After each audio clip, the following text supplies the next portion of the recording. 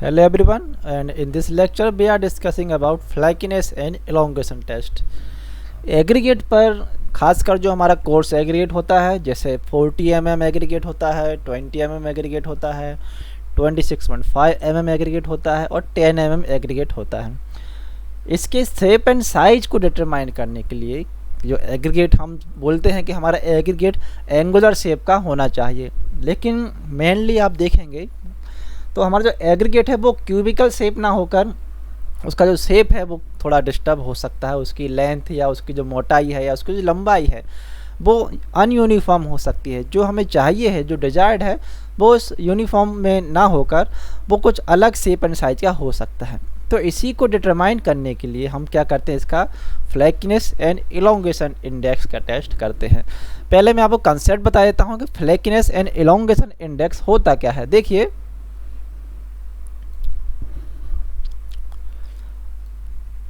मान लेते हैं कि ये हमारा कोई एग्रीगेट है, ठीक है।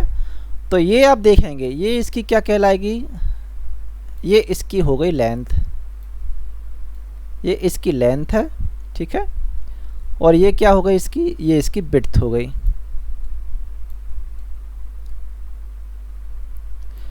ये इसकी लेंथ और विड्थ है। अब फ्लैकीनेस का क्या मतलब होता है। देखिए, फ्लैकीनेस का मतलब ये है कि अगर कोई एग्रीगेट, ये कोई हमारा एग्रीगेट है, ये एग्रीगेट की जो लेंथ है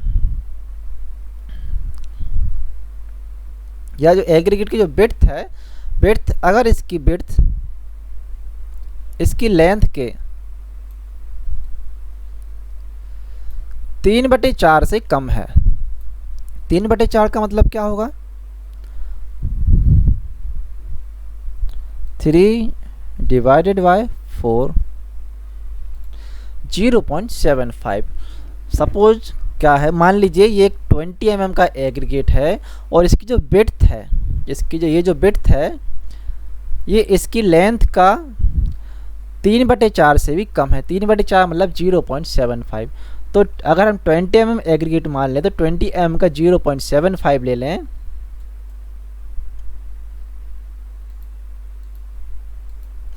तो ये कितना हो जाएगा हमारा 15 mm। यानी कि इसकी जो विड्थ है, ये जो विड्थ है, ये 15 mm से कम नहीं होना चाहिए। अगर ये 15 mm से या इसकी जो भी लेंथ है उस लेंथ से ये 3/4 से भी कम है, तब ये एग्रीगेट कैसा कहलाएगा, ये एग्रीगेट हमारा कहलाएगा फ्लैकी एग्रीगेट। यानी कि इसकी जो मोटाई है वो इसकी लेंथ की तुलना में काफ़ी अधिक कम है। तो ये कैसा हो जाएगा, फ्लैकी हो जाएगा या चपटा एग्रीगेट जिसे बोलते हैं वो कहलाएगा। Okay, understand. अब हम समझते हैं कि इलोंगेशन इंडेक्स क्या होता है। विड्थ को आपको W से दिखाना है, ठीक है। इलोंगेशन इंडेक्स क्या होता है, इलोंगेशन का मतलब होता है, आप इसको इस प्रकार से समझिए।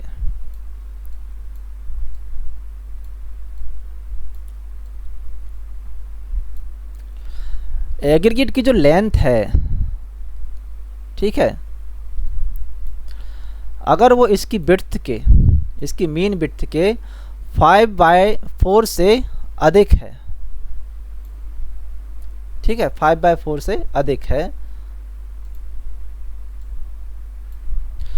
तो वो एग्रीगेट हमारा एलोंगेटेड एग्रीगेट कहलाएगा, ठीक है। 5/4 निकालो आप, तो हमारा 5/4 कितना हो जाता है, 1.25। सपोज करते हैं कि ये हमारा 20 mm एग्रीगेट है, तो 20 mm को आप 1.25 कर दीजिए मल्टीप्लाई, तो कितना हो जाएगा 25 mm। यानी कि जो एग्रीगेट है, अगर 20 mm एग्रीगेट है, इसकी विड्थ अगर 20 mm है, तो इसकी लेंथ 25 mm से ज़्यादा नहीं होना चाहिए। अगर 25 mm से ज़्यादा है तो वो हमारा एलोंगेटेड एग्रीगेट कहलाएगा। ओके, तो ये एलोंगेशन ऑफ फ्लैकीनेस की डेफिनेशन होती है। अब यहाँ पर एक बात समझने वाली बात यह है कि इस टेस्ट को परफॉर्म कैसे किया जाता है। तो इस टेस्ट को परफॉर्म करने के लिए IS 2386 आपको IS कोड फॉलो करना होता है, ठीक है। IS 2386 में आपको इसकी टेस्ट प्रोसीजर मिल जाती है। यहाँ पर हमें जो सैंपल प्रिपरेशन की करने की आवश्यकता होती है, तो वो सैंपल देखिए, सपोज करते हैं कि हम 40 हमारा जो एग्रीगेट है वो 20 mm डाउन एग्रीगेट है। अब 20 mm डाउन एग्रीगेट है तो इसका मतलब ये है कि वो हमारी 25 mm सीप से पास हो जाएगा, और संभावना है कि वो 20 mm की सीप से भी पास हो जाएगा। तो इसलिए हम क्या करते हैं, जो भी उसके रेस्पेक्टिव सीप साइजेस रहते हैं उन सीप साइजेस को हम सिलेक्ट करते हैं और उनसे उनका सीप एनालिसिस करते हैं। एक वीडियो की हेल्प से मैं आपको समझा देता हूँ। सपोज करते हैं कि हमारा जो एग्रीगेट है वो 20 mm डाउन एग्रीगेट है।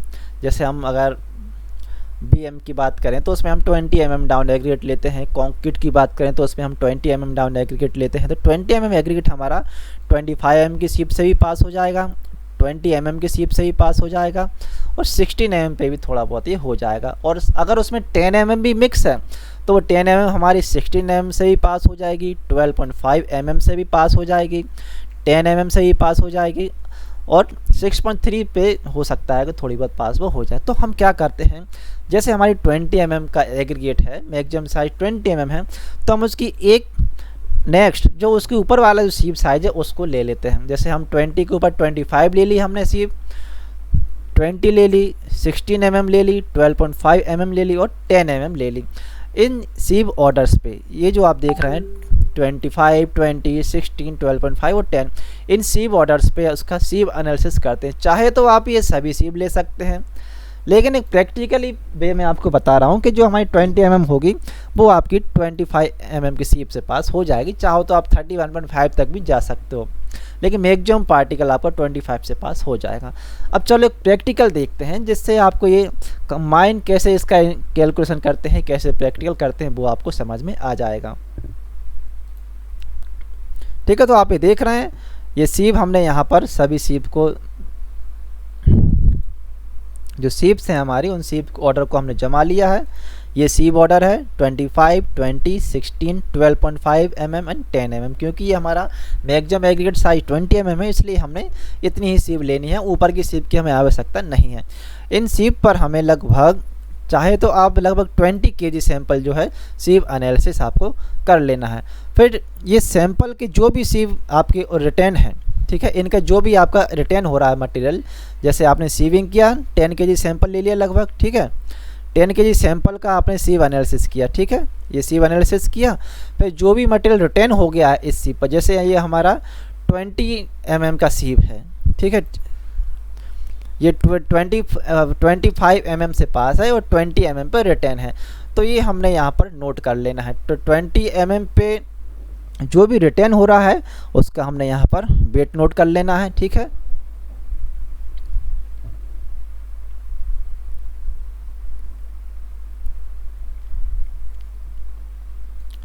ये हमने इसका वेट नोट कर लिया है। इसी प्रकार से जो 16 mm पर रिटर्न होगा उसका वेट नोट कर लेंगे। फिर नीचे के जो भी सीप हैं, जैसे कि हमारा 25 mm से पास है, 20 mm पर रिटर्न है 35,011 ग्राम, 20 mm से पास है 16 mm पर रिटर्न है 2922 ग्राम, 16 mm से पास 12.5 mm पर रिटर्न है 2620 ग्राम, 12.5 mm से पास और 10 mm पर रिटर्न है 1635 ग्राम, और 10 mm से पास 6.3 पर रिटर्न है 985 ग्राम। ठीक है, ये हमने रिटर्न वेट लिख लिए हैं। वेट ऑफ एग्रीगेट टेकन, यानी कि इतना सैंपल हमारा इन सीप से बीच में रुक रहा है। 20 to 16 के बीच में ये रुका है, 16 to 12.5 mm के बीच में ये रुका है, 12.5 to 10 के बीच में 1635 रुका है, और 10 to 6.3 के बीच में हमारा 985 ग्राम रुका है। अब क्या करना है, आगे प्रोसीजर हम देख लेते हैं। ठीक है, वेट नोट कर लिया हमने।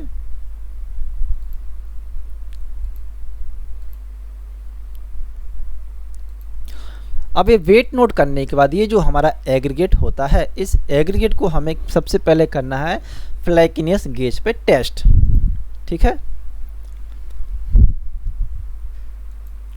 ये हमारा फ्लैकिनेस गेज कहलाता है।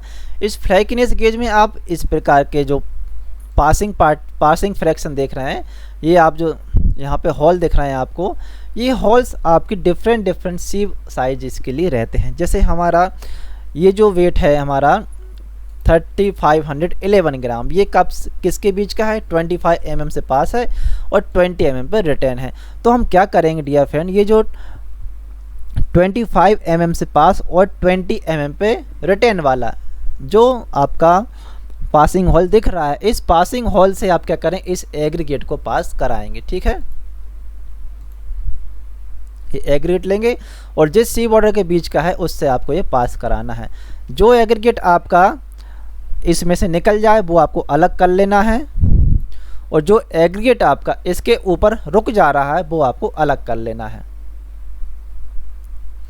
यहाँ पे एक समझने वाली बात ये है कि ये आप देख रहे हैं, जो हॉल्स आप देख रहे हैं, तो ये आपके लेंथ की तुलना में इसकी जो विड्थ है वो काफ़ी कम है। यानी कि अगर आपकी जो एग्रीगेट है इसकी जो विड्थ है या मोटाई है इससे भी अगर कम हो जाएगी तो वो आपका फ्लैकी एग्रीगेट कहलाएगा। ठीक है, इसलिए वो आपको नीचे कलेक्ट कर लेना है।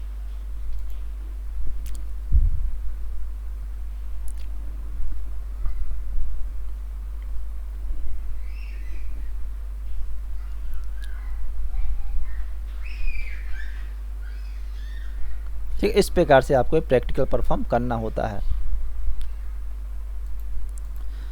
जब सारा सैंपल्स आपको टेस्ट हो जाए और जो इसके पार्टिकल नीचे चले गए वो अलग कर लिए, जो ऊपर रुक गए वो आपने अलग कर लिए, फिर इनके आपको वेट नोट करना होते हैं।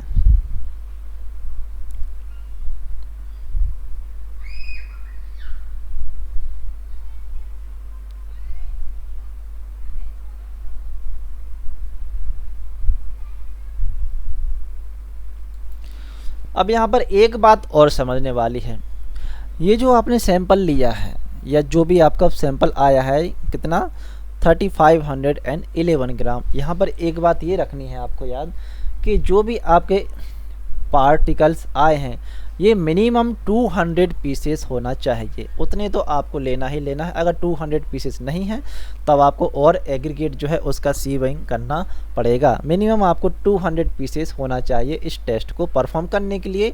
ईच फ्रैक्शन से मतलब 25 से 20 के बीच के 200 पीस चाहिए मिनिमम, 20 to 16 के बीच के 200 चाहिए, और इन बीच जो भी आपके सीप साइज हैं उनके जो फ्रैक्शन है वो मिनिमम 200 पीसेस आपको चाहिए होते हैं।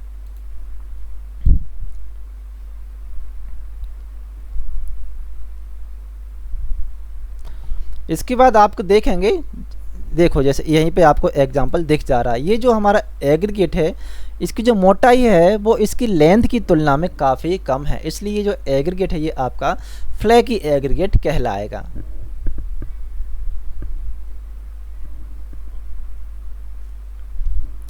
अब इन दोनों के आपको वेट नोट कर लेना है। ठीक है, ये जो हमारा एग्रीगेट है जो हमारा फ्लैकीनेस गेज से नीचे निकल गया है, पास हो गया है, उसका आपको वेट नोट कर लेना है।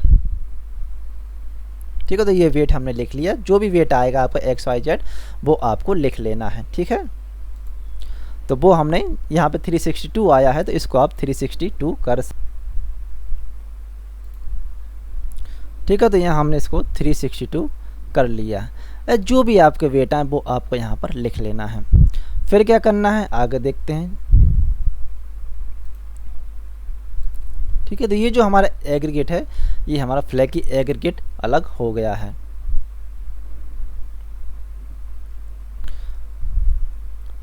अब हमें क्या करना होता है डियर, ये हमारा फ्लैकी वाला पार्टिकल जो 361 या 362 ग्राम है ये तो हमारा अलग हो गया। अब ये जो हमारा इस फ्लैकीनेस गेज के ऊपर का जो रुका हुआ सैंपल था इस सैंपल को आपको अलग कर लेना है। ठीक है, और फिर इसी जो रुके हुए सैंपल को आपको टेस्ट करना है एलोंगेशन गेज के ऊपर, ये हमारा एलोंगेशन गेज कहलाता है।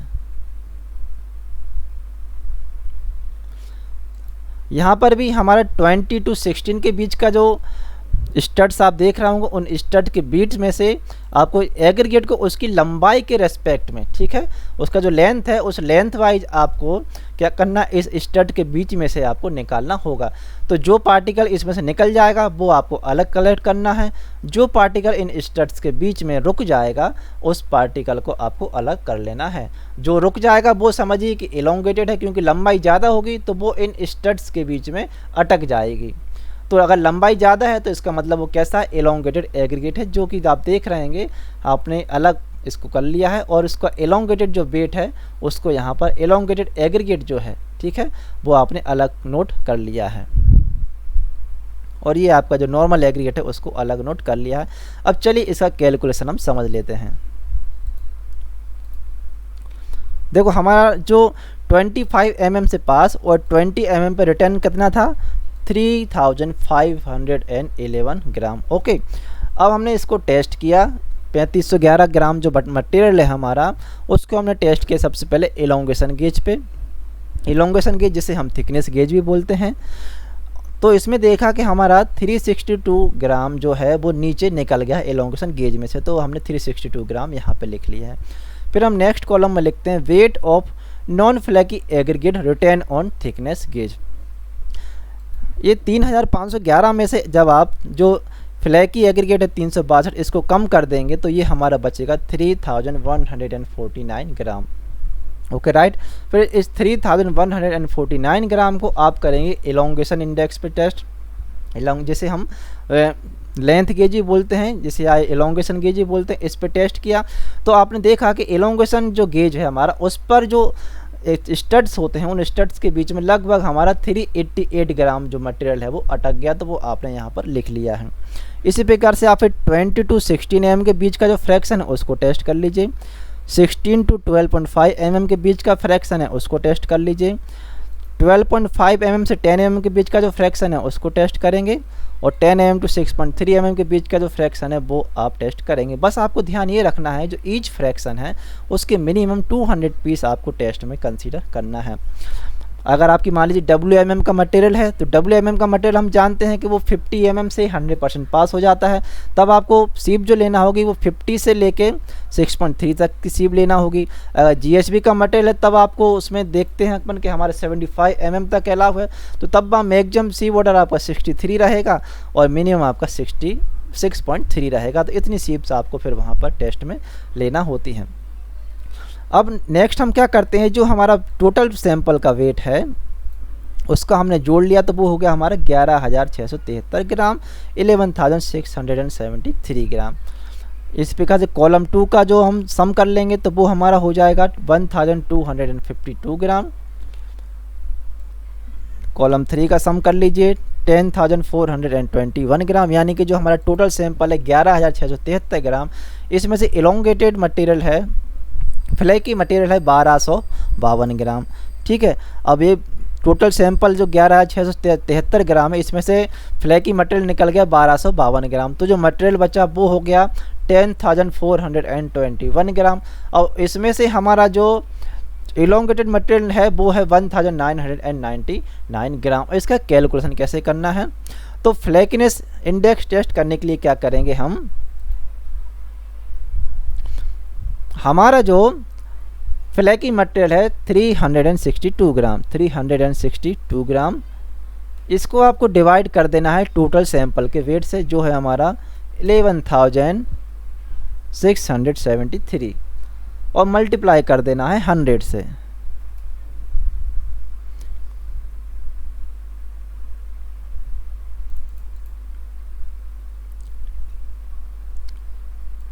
$12,052 डिवाइडेड बाय 11,673 इंटू 100,